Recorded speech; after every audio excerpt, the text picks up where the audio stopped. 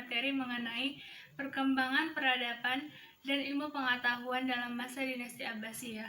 Seperti yang kita ketahui bersama, masa dinasti Abbasiyah merupakan masa kejayaan Islam dalam berbagai bidang, khususnya ilmu pengetahuan dan kebudayaan. Pengalihan ilmu pengetahuan yang dilakukan oleh dinasti Abbasiyah dilakukan dengan cara menerjemahkan buku-buku dari negara-negara terdahulu. Contohnya Yunani, Romawi, dan Persia.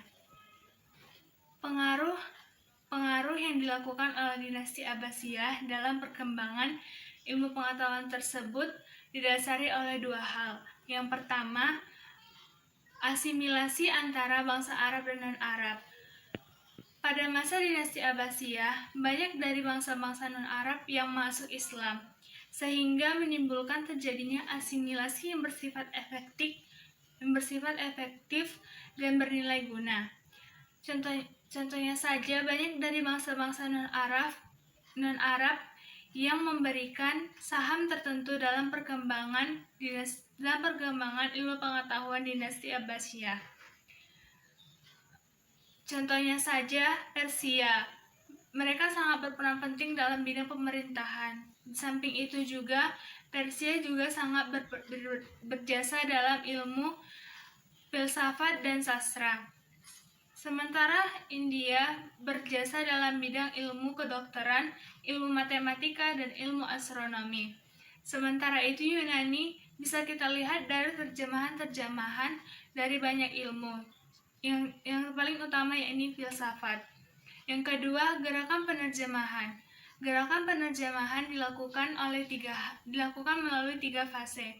Fase pertama pada masa Khalifah Al-Mansur sampai dengan Harun al-Rashid.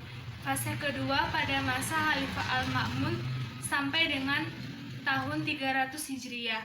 Fase ketiga setelah tahun 300 Hijriah dan setelah ditemukannya pembuatan kertas.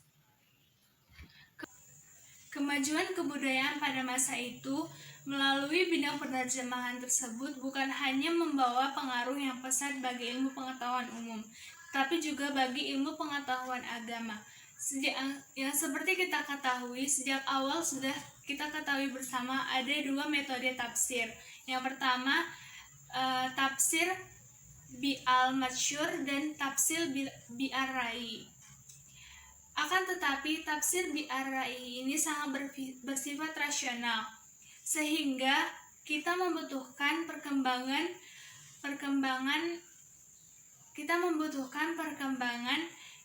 pemikiran filsafat dan ilmu pengetahuan. Untuk itu diperlukan kemajuan pemikiran logika atau ilmu logika bagi umat muslim dalam menunjang perkembangan kedua ilmu tersebut.